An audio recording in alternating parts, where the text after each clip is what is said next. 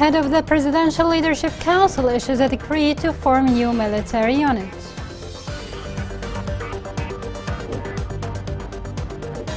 Red Cross urges the international community to increase humanitarian assistance.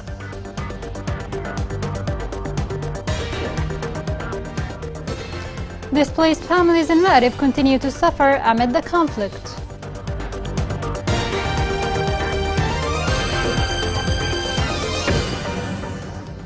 Welcome to Yemen Today TV. This is the English news with me, Injil Zazi. Head of the PLC issued a decision to establish military units called the National Shield Forces. The decision stated that new units will be the reserve for the Supreme Commander of the Armed Forces. This report has more. Chairman of Yemen's Presidential Leadership Council, Rashad Al-Alimi, has issued a Republican decree to form new reserve military units. Al-Alimi issued a decree to establish reserve military units called the nation's Shield Forces, which will be under his personal supervision and leadership as the Supreme Commander of Yemen's armed forces. According to the decree, Al-Alimi has a legitimate right to determine the number of these forces, their tasks, and the places of their military operations in an upcoming order issued by him. Earlier this month, local officials said Yemen's warring parties were gearing up for new waves of conflict in 2023 amid a lack of decisive steps toward a sustainable peace. Various regions in Yemen have witnessed sporadic armed confrontations between the local warring factions after a ceasefire brokered by the United Nations in April last year expired in last October.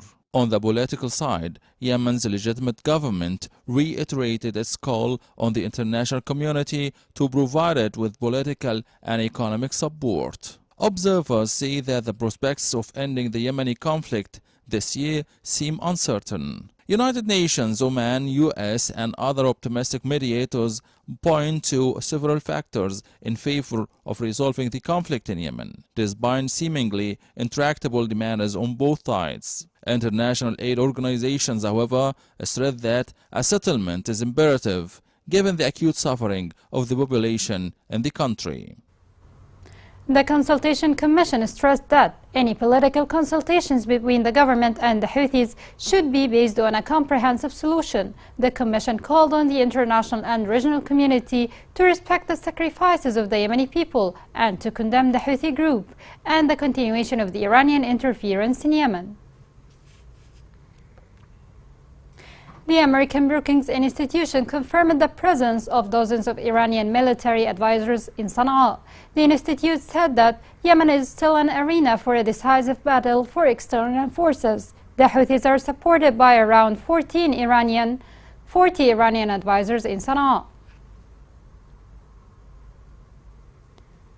The United Nations confirmed to expand its projects in Yemen in the coming period. The new resident representative of the United Nations indicated that the focus will be on establishing sustainable development projects that will ease the humanitarian crisis and achieve economic recovery in the country. بعد أسبوع انتبه بصحصح يعني نسمع كنت أفكر كيف أعيش كيف أرجو المباتر ولي كيف أعيش كيف أعمل إنني تألم وإنني مسموع ولكن ما أظهرش ألمي قدامهم يعني أخلي نفسي بينهم طبيعي وأجلس أبيع بالدكان وأتغافل مع الناس أحيانا أنسي إنني مبتور والله أنسي وأحيانا لقى جلس كل حالي يرجع لي الهموم الآن صح ما نجي مرتاحة نفسية عاد اللي هو محبوس يفتك حبسه واللي هو مقيد يفتك قيوده أنا يفتك قيودي ولا يفتك حبس. The Red Cross has voiced concerns and called the international community to increase the humanitarian aid for more than 20 million Yemenis. The following report has more. Yemen enters its 9th year of the conflict and economic chaos, risking the lives of more than two-thirds of the population, with 2.6 million people in need of humanitarian aid. The International Rescue Committee called on donors to fund the humanitarian response to help 17.3 million people in Yemen, which is still considered one of the largest humanitarian crises in the world. The IRC Yemen country director stated that the humanitarian plan in Yemen continues to be severely underfunded, while the need is increasing. In Yemen, more than 2 in 3 people need dire humanitarian assistance. Also, the shortages in funding that happened in 2022 impacted 13 million Yemenis, and only 54% of the response was funded. This March will mark the 9th year of the war, with the suffering and needs of Yemenis increasing, only worsening and barely improving. Food insecurity has reached its highest levels in 3 years, and it's expected to worsen as economic constraints become more pressing. In addition, women and children suffer from some of the highest rates of malnutrition in the world, with 1.3 million pregnant or breastfeeding women and 2.2 million children requiring treatment. According to the IRC Watch List 2023, Yemen is one of the top 5 countries at risk of deteriorating humanitarian crises as the country suffers from displacement, violence, famine, and an unstable economy. In addition, the needs of already displaced populations will increase as a result of additional causes of displacement, such as natural disasters and climate-related events like flooding. The war in Yemen began in 2014, resulting in the world's worst humanitarian crisis. About 23.4 million people are in urgent need of humanitarian assistance. And the conflict also led to the injury and killing of about 377,000 individuals from the widespread use of landmines and brutal shelling. The international community should act as soon as possible, or else more people will die in 2023.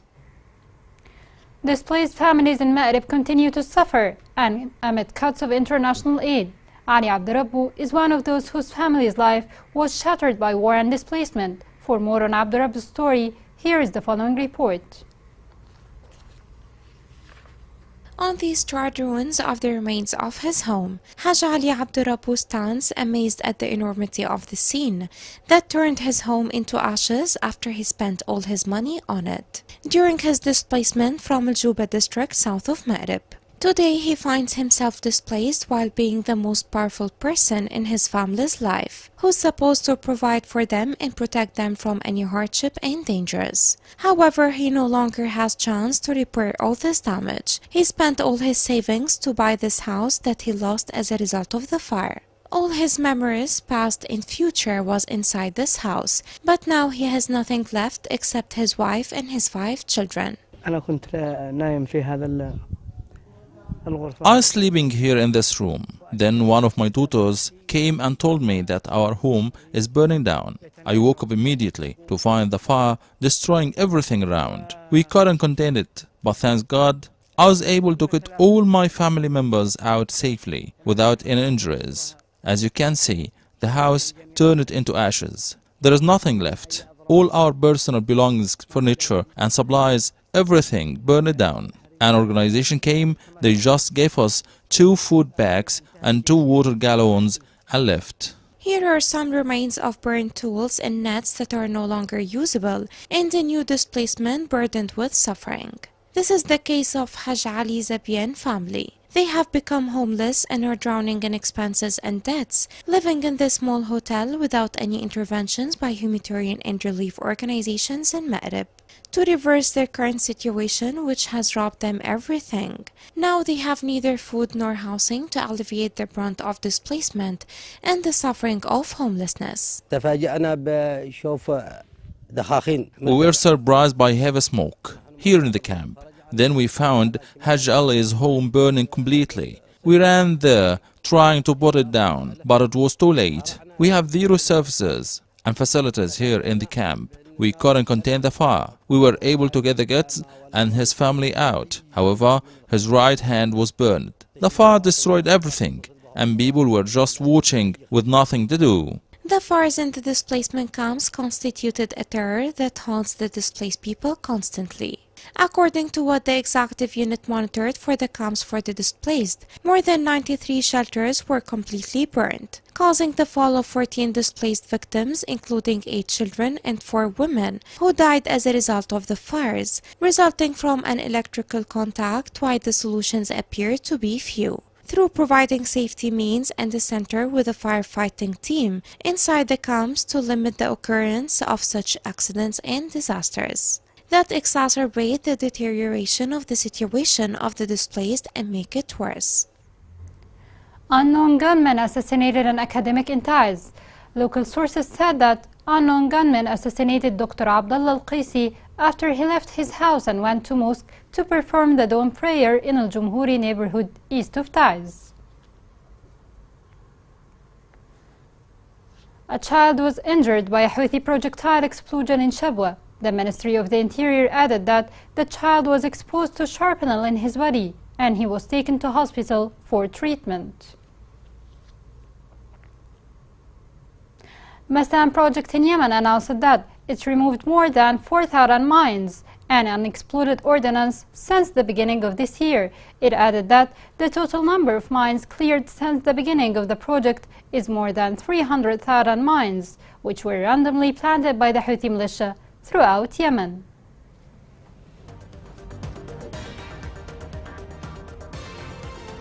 Coming next in the news.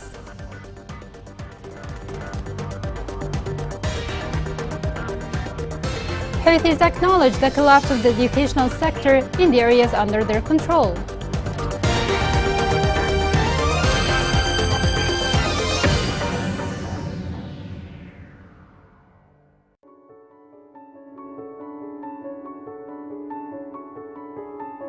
ننشر ندي ماء من الغيل والغيلة بعيد، كنا ندي بالدواب نعبي ماء وترجعنا. ننزل الساعة 5 رجعنا الساعة 9. ما يجي لنا ظهر لأن زحمة ما حد لي يخلي الجهل يغرف وإحنا تعبنا زيادة.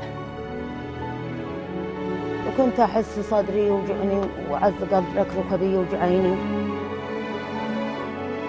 كنا بنستخدم حتى نغسل أولادنا إلا يعني بأيام معدودة.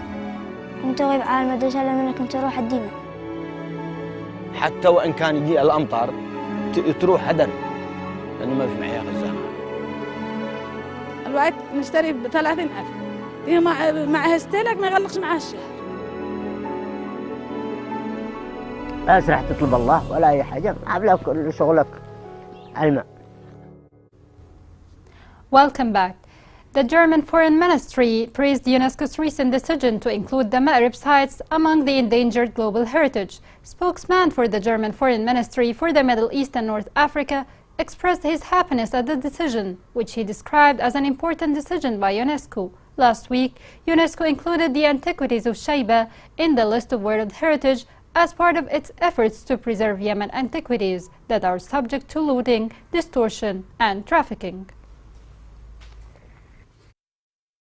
The United Nations listed an ancient city and its dam in the war-torn Yemen on its World Heritage list last week. The UN Cultural Agency listed the Kingdom of Sheba as a World Heritage Site in danger. The United Nations Cultural Agency listed the Kingdom of Sheba as a World Heritage Site in danger because of the conflict region in Yemen since 2014. The kingdom, known for the legendary Queen of Sheba, at the time controlled much of the incense routes across the Arabian Peninsula. The newly listed sites include the ancient city of Marib, 2 temples, and the remains of the city's ancient dam, which is a feat of ancient hydrological engineering whose bursting is mentioned in the Quran. UNESCO said it hoped the decision would help mobilize the entire international community for the protection of sites. The cultural losses in Yemen have gone largely unnoticed by the wider world. More than 80 historical sites and monuments have been destroyed. Smuggling of antiquities is another challenge. The smuggling process is a scenario that has not stopped. Yemeni workers in the antiquities sector accuse the Houthi militia of systematic destruction of national artifacts through smuggling, trading, bombing, and using the museums as military barracks. Last year, Yemeni officials accused the group of smuggling and looting over 14,000 rare Yemeni manuscripts and hundreds of artifacts. The Houthi militia acknowledged the deterioration of the education sector in areas under their control. The militia admitted that about 6.1 million male and female students in these areas suffer from the collapse of the educational system. This report has more. The Houthi militia has officially recognized that the educational sector in the regions it controls has severely deteriorated. The militia acknowledged that the collapse of the educational system affects around 6.1 million students in the regions it controls. According to the group, 2.4 million of the 10.6 million children of school age are not in school, and 3,500 schools have been destroyed or damaged, with about 27% closed and 66% damaged as a result of the war in Yemen. The Houthi report glossed over the group's purposeful plunder of more than 130,000 teachers' salaries in cities under Houthi control. Activists in Sana'a believe that despite the militia's thorough devastation of the Yemeni state and its structures and laws in numerous sectors, their crimes and breaches against the educational process are the most grave. According to recent international assessments, 80% of students in Yemen are in desperate need of educational assistance, with more than 2.7% of students dropping out. Over 4.5 million Yemeni children have dropped out and been denied an education since the coup, as a result of the group's demolition of schools and conversion of them into military camps. International reports have accused the militia of interfering with schooling, recruiting minors, and creating curricula that fostered sectarianism and hatred. Save the Children organization stated that 80% of students in Yemen require educational assistance, and more than 2.7 million Yemeni children have dropped out of school. It indicated that over 2,783 schools were damaged or destroyed, with teachers being unpaid for nearly 8 years now and access to education becoming increasingly difficult. The organization described education as a lifeline for children during emergencies. It provides stability, safety, and hope for a better future. In Yemen, however, students are dropping out of school at an alarming rate. It cautioned that without education, these children are vulnerable to abuse and neglect, economic and sexual exploitation, recruitment, sexual and gender-based violence, trafficking, and child marriage. The UN estimates that over 2,900 schools have been destroyed, partially damaged, or utilized for non-educational purposes since Yemen's conflict began. The Central Bank of Yemen pledged to continue its strict policies. In its recent meeting, the Central Bank of Yemen committed not to allow any inflation that exacerbates economic imbalances. It affirmed its support for government measures to mitigate the repercussions after the Houthi attacks on vital ports and to avoid any negative repercussions of unfavorable policies that increase pressure on the national currency. The Water Corporation in Taiz warned that the water project would stop. It pointed out that the city of Taiz depended on the 3 sources of water, most of which are located in the areas controlled by the Houthis, which represent about 80% of the amount of water covering Taiz. Here is a reminder of the main headlines. Head of the Presidential Leadership Council issues a decree to form new military unit.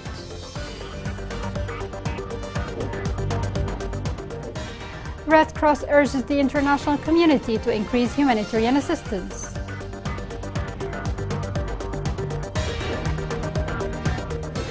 Displaced families in Ma'rib continue to suffer amid the conflict.